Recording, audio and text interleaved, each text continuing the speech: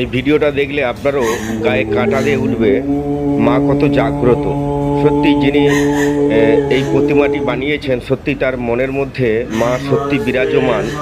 এই অপরূপ দৃশ্য দেখার সাথে সাথে সত্যি যদি আপনি মাকে ভালোবেসে থাকেন, আর এই ভিডিওটা আপনি শেয়ার করে দিন এবং সেই সাথে সাবস্ক্রাইব করে রাখুন আরও নতুন নতুন ভিডিও পেতে।